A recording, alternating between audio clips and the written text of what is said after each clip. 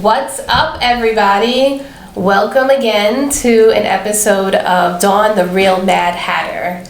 Today we're doing a little something different. Today I have a guest. Ta-da! We have today Marie Covelli. She's with InLuxxe Realty. She is going to share with us today. She's been very gracious and generous with her time because I know how busy she is, so thank you for coming and joining us. Not like I'm not here all the time anyway. So we're going to do a little something different with this show, and since this is our first guest, I want to give a little explanation. So instead of me doing an interview with the guests that are going to be on the show, I'm going to be doing something called We're Going to Go Down the Rabbit Hole Together, which is a little bit more fun. Everybody knows, if you watched Alice in Wonderland, it's kind of a metaphor for going and entering into the unknown, which is what we're doing. This is unscripted, unplanned. What we're going to talk about today, the hats that we wear, there's been no preparation, so this is the real deal. So let's get down to it. Today we're going to talk about our mom hats, because we are both mothers, and I'm sure Marie and everybody watching will agree that when you're a mom, you wear a lot of hats within that one hat. So we're going to dive into what hats entail being a mom. And we are moms of similar situations, but also very different. Of course. So I have my son, which I've shared, which is 15 years old. I have one child. Marie has... I have actually twins. And so yes, we do share the mom hat, but also I was a young mother and I'm a single mother, so not only do I wear the mom hat, but I wear the dad hat as well. So yep. I think that ties in Absolutely. Pretty nicely. So while we're both in the teenage years, you too, yeah, we can definitely relate to that. But where I have to sometimes wear the best friend hat or the sibling hat for my son, because, you know, he's an only child, so I kind of have to make up where we have to sometimes. You, as a single mom... The referee hat. The referee hat. Absolutely. But you, as a single mom of twin boys, I feel like every hat that you wear is actually doubled. I would say doubled. They overlap sometimes. Sometimes I think I put the wrong one on, you know. Gosh, to say, you know, which hat exactly you're wearing at which time is pretty tough, because I think sometimes you wear them all. You figure it out as you go, and then before you know it, you have an armoire full of hats. Yes. That you never knew. Never knew you needed or wanted. It's like a chest of costumes. So I want to let's dive a little deeper into us being moms. I'm thinking we could share, you know, and highlight our favorite moment of being a mother, and in that moment we can talk about the hats that we wore in that moment, and then maybe we could talk about our least favorite, our hardest, toughest moment of being a mom, and the hats that we had to wear in that. Are you comfortable with that? Yeah, that's fine. I'll do the best that I can. Okay. You want to go first? You want me to go first? I mean, yeah, I'll go first. Okay. I mean, look, off the top of my head, obviously I have nothing prepared, so I don't know exactly what I would say, you know, is my best moment, but I'm doing my best. There you go.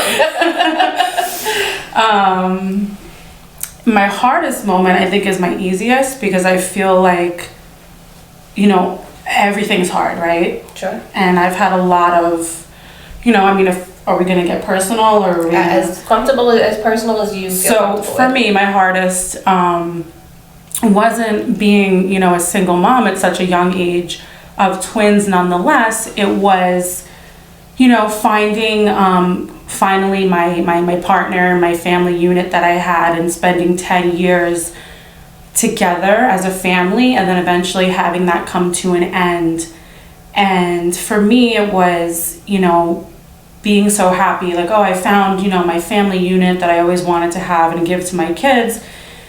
And then you kind of get so comfortable that you neglect your own independence almost, right? Because you're like, wow, this is what everything that I ever wanted. I've always, you know, saw this for our lives. And you get there and you're just comfortable. Sure. Right? And you never think about, okay, well, if this ends, what have I done for myself? Yep. What have I done for my boys in this case?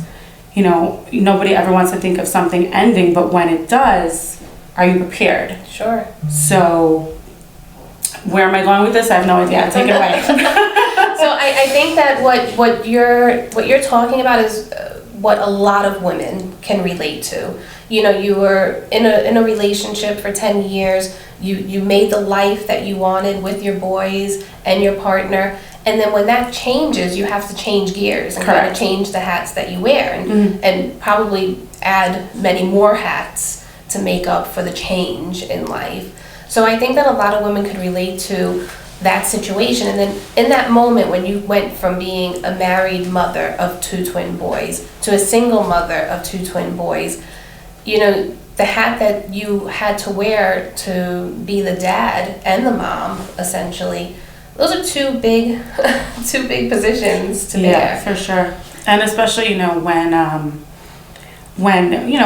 everything was going south, my boys were at an age where, you know, they were just turning 14 and they, you know, are becoming men and they need to be around a man. And then when that person's suddenly gone, and that's when you're really putting on that dad hat and you're teaching them how to shave and you're doing all these things that, you know, kind of makes you sad, like, oh, that person should have been there to do that. Okay, they're not, no problem. I'm going to put that hat on and I'm going to become that person too. And how did you manage at that brand new moment in time when you had to put on that dad hat, not to lose yourself? Because I've spoken with a lot of moms who say lose yourself. You lose you just mentioned before, your own identity. It's you're relearning your identity, because now your new identity becomes not only your foundation of who you were, but now you also have to become other things. Sure. And that's now the new you. The old you is gone. So now you've been wearing these multiple hats for a couple of years now. If you had to give advice to a mom who's just entering that new moment in time where they have to step in and kind of put on the dad hat, and especially to boys, you know, like you said, that sometimes, you know, the role model that boys look up to is the man in their life. Now, what advice would you give to them looking back a couple of years now? Just keep going. Keep going, and even if you don't know what you're doing, and always make it look like you know what you're doing, because you're fake it till you make it. Because I'll tell you what, sometimes it's giving yourself that fake confidence, you know, like if you're like, yeah, I got this, and you may have no idea what you're doing, but you just go through the motions and it looks like it and you're pretending, but you're really doing it at the same time. And that's how you learn, I think. And when we look at our kids, I mean, as a mom, I know myself, my prayer every day is don't let me screw up, you know? And we make mistakes and we're not perfect, and sometimes we put on the wrong hat at the wrong time. The wrong shoe, the wrong everything. But I think that we try our best every day, and I think that's excellent advice, especially to any mother that's changing gears at any time. So I want to thank you and commend you, because it's not an easy role to be in, and you make it work. I met your boys. They're phenomenal, and you're doing a phenomenal job. I still don't know, but thank you. Of course.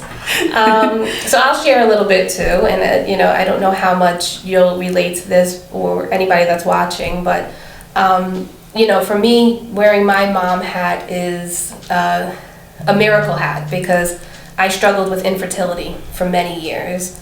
I couldn't get pregnant. I had a few losses, and you know, it's tough when you have the desire to be a mom, and you can't make it happen. You know, as I struggled with infertility for many years, and now even that I have my son, I still never lose that feeling of that desire. I remember it like it was yesterday, and even though it's 15 years later. You know, it's a tough road when you want something so bad and you can't have it and you can't make it happen. So I did end up doing IVF to have my son. I did 3 rounds of IVF, which is in vitro fertilization, for those of you that don't know, but I'm not going to give a medical course. But it is assistance. That is another hat. It's another hat, yes. So when I realized that I was having trouble, you know, becoming a mom and getting pregnant, I had to put on my doctor hat and my researcher hat and all these hats to kind of, come to terms that this is what we were going to do. So me and my husband, we did it 3 rounds. First 2 failed, tough times.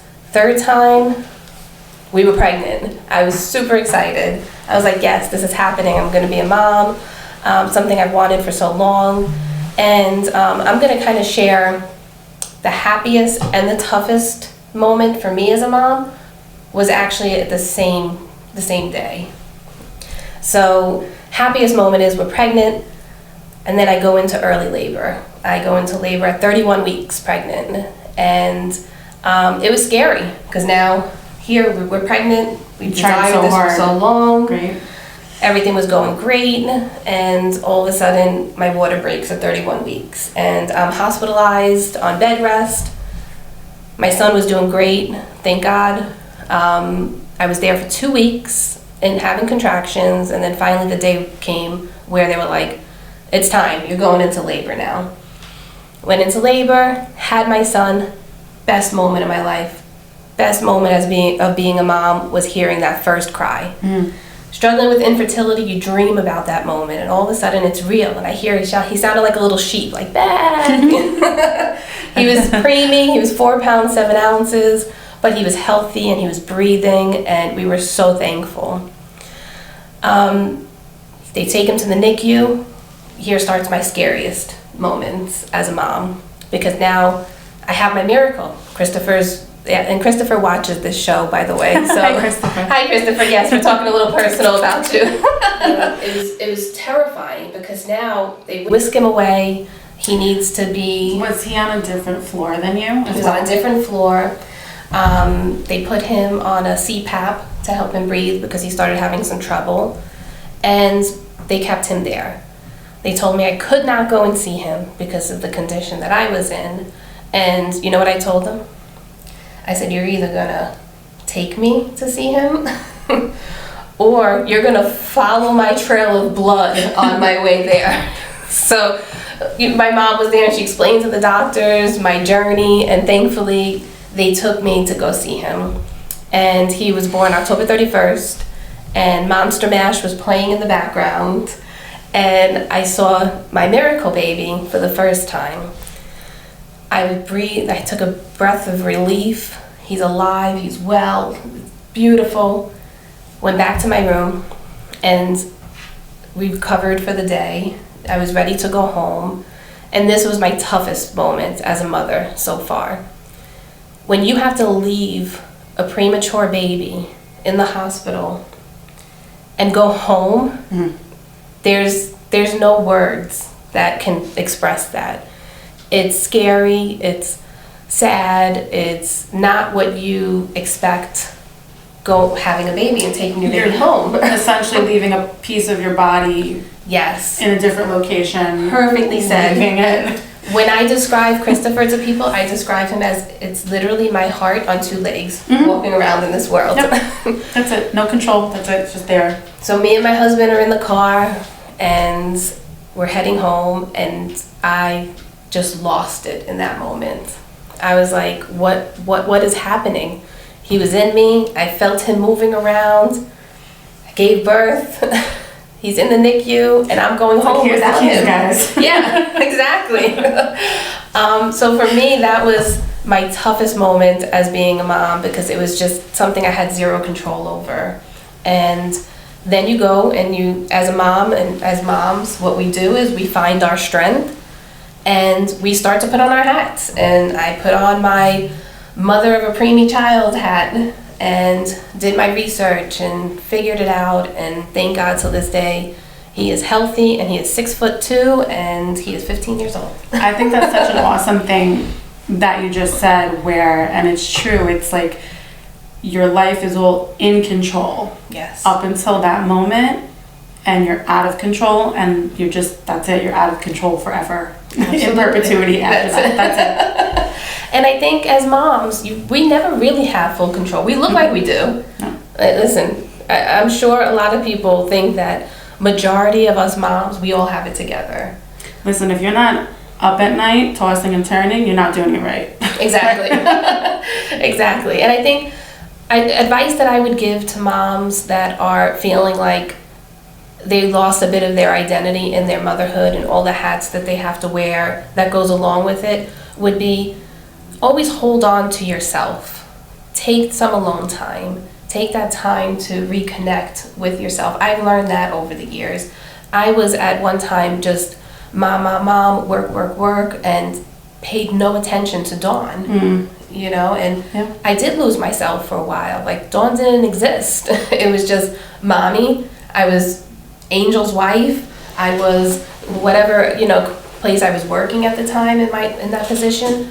But I didn't have make time for Dawn. Now I make time. I schedule time for myself. Do you do that? Do you schedule time for yourself? I mean, I guess my time for myself, I appreciate growing myself. Yeah. So, I mean, I guess you could say my time for myself is somehow tied into me excelling in my career, or, I mean, we could talk about going to the gym or Yeah. like eating better. Like, yeah, I've neglected that for a while, and I think that's important to who I am because it Yeah. kind of sets the tone for the rest of my work and what I do for my kids. So I think, you know, I don't have hobbies or anything per se like that, but I do think everything's tied into being a well-rounded Absolutely. person.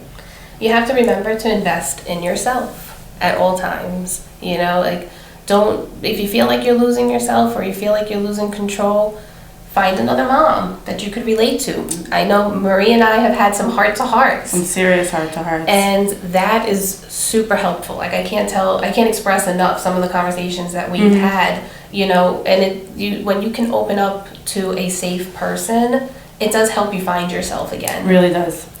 So I want to thank you. This was awesome. I know. I love This was great. Is there anything else you want to say? Anything else you want to share?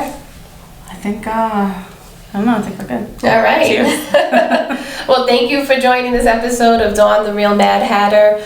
If you're interested in coming on and being a guest and going down the rabbit hole with me, please come and, you know, direct message me.